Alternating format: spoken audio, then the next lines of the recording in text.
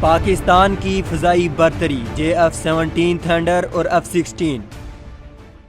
پاکستان اور بھارت کے درمیان ہونے والی حالیہ جھڑپ نے فضائی جنگ میں ایک مرتبہ پھر پاکستان کی برتری کو قائم کر دیا ہے۔ اس کے ساتھ پاکستان اور چین کی اسٹریٹجک دوستی کے شاہکار JF-17 تھنڈر نے بھی اپنی صلاحیت کا لوہا منوا لیا ہے اور بھارتی MiG-21 کو گرا کر ٹسٹڈ ان وار کا درجہ حاصل کر لیا ہے۔ یہی وجہ ہے کہ اس طیارے سے وابستہ چینی کمپنیوں نے حصص کی قیمت میں پاک بھارت جھڑپ کے بعد اضافہ دیکھا گیا ہے۔ 90 کی دہائی سے قبل پاکستان دفاعی شعبے میں مغربی دنیا پر انحصار کرتا تھا، مگر پریسلر ترمیم کے بعد امریکہ نے پاکستان کو 28 F-16 طیارے فراہم کرنے سے انکار کر دیا، جس کے بعد پاکستان نے دفاعی شعبے میں خود انحصاری کے پروگرام پر عمل شروع کیا۔ اس خود انحصاری کی پالیسی نے پاکستان کو دفاع کے متعدد شعبوں میں خود کفیل بنا لیا۔ اس وقت پاکستان کا اپنا میزائل نظام ہے، جس میں زمین، فضا، سطح آب اور زیر آب فائر کرنے اور نشانہ بنانے کی صلاحیت کے حامل میزائل موجود ہیں۔ امریکی ساخت F-16 فیلکن لڑاکا طیاروں کو ملٹی رول کامبیٹ یعنی ہمہ جہت جنگی طیارے کا درجہ حاصل ہے۔ امریکی کمپنی کے تیار کردہ F-16 فیلکن کی پہلی پرواز 20 جنوری 1974 کو ہوئی، جس کے بعد اس طیارے کو ایئر فورس میں 17 اگست 1978 میں شامل کر لیا گیا۔ F-16 فیلکن طیارے کو امریکی افواج نے کوریا اور ویتنام جنگ میں ہونے والے تجربات کی روشنی میں تیار کرنے کا فیصلہ کیا۔ پاکستان نے 1983 میں 45 F-16 طیارے اپنے فضائی بیڑے میں شامل کیے۔ پاکستان کو دہشت گردی کے خلاف جنگ میں صلاحیت بڑھانے کی ضرورت پڑی تو امریکہ نے F-16 طیاروں کی فراہمی کا سلسلہ بحال کیا اور سال 2009 میں پاک فضائیہ کے بیڑے میں مزید 14 طیارے اور سال 2010 میں ایک بار پھر 14 F-16 طیارے شامل ہوئے۔ یوں پاک فضائیہ کے زیر استعمال F-16 طیاروں کی کل تعداد 68 ہو گئی۔ F-16 فیلکن تیار کرنے والی کمپنی لاک ہیڈ مارٹن کے مطابق اس وقت 3000 F-16 فیلکن طیارے دنیا کے 25 ملکوں کی فضائیہ کے زیر استعمال ہیں، جبکہ کمپنی 4500 سے زائد F-16 طیارے بنا چکی ہے۔ اس طیارے کو جنگی طیاروں میں کامیاب ترین طیارہ کہا جا سکتا ہے۔ ان طیاروں کے نئے ماڈلز کو جدید بنایا گیا ہے، جس میں طیارے کے بنیادی ڈھانچے اور اسلحہ اٹھانے کی صلاحیت میں اضافہ کیا گیا ہے۔ کمپنی کا کہنا ہے کہ F-16 فیلکن طیارے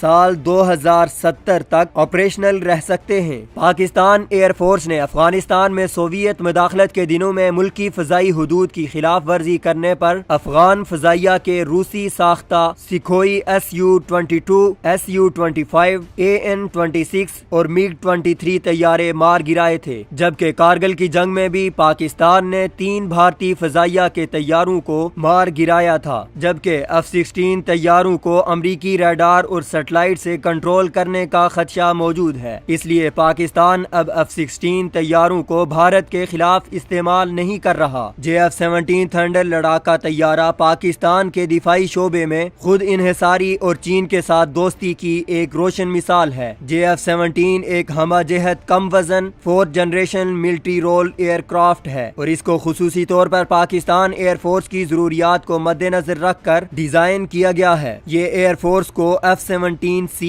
طیاروں کے مساوی صلاحیت فراہم کرتا ہے۔ اس کے علاوہ طیارے کی تیاری، اپ گریڈیشن اور اوور ہال کی سہولیات بھی ملک کے اندر ہی دستیاب ہیں، جس کا مطلب یہ ہوا کہ کسی بھی مشکل وقت یا جنگ کے زمانے میں ان طیاروں کے پرزہ جات کے لیے کسی اور ملک پر انحصار نہیں کرنا پڑے گا۔ پاکستان نے چین کے ساتھ طیاروں کی مشترکہ تیاری پر مفاہمت 1995 میں کی تھی اور اس کا پہلا آزمائشی ماڈل سال 2003 میں تیار کر لیا گیا تھا۔ پاکستان ایئر فورس نے سال 2010 میں JF-17 تھنڈر کو پہلی مرتبہ اپنے بیڑے میں شامل کیا تھا۔ اس منصوبے پر دونوں ملکوں کے تقریباً $50 کروڑ خرچ ہوئے۔ JF-17 thunder Pakistan air force میں ریڑھ کی ہڈی بن رہا ہے اور پاکستان کو F-16 کے مساوی دفاعی صلاحیت تقریباً آدھی قیمت اور تمام سہولتوں کی مقامی سطح پر دستیابی کے ساتھ فراہم کر رہا ہے۔ JF-17 بلاک 1 کی قیمت $2.50 کروڑ، بلاک 2 کی قیمت $2.80 کروڑ اور بلاک 3 کی قیمت $3.20 کروڑ بتائی جاتی ہے۔ JF-17 کا ڈیزائن لائف 4000 گھنٹے یا 25 سال ہے۔ پاکستان نے اس وقت میانمار اور نائجیریا کو اپنے JF-17 تھنڈر فروخت کرنے کا معاہدہ کر لیا ہے۔ الجزائر، ارجنٹائن، قطر، مصر، ایران، لبنان، ملائیشیا، مراکش، سعودی عرب، سری لنکا اور یوراگوئے نے JF-17 تھنڈر میں دلچسپی کا اظہار کیا ہے۔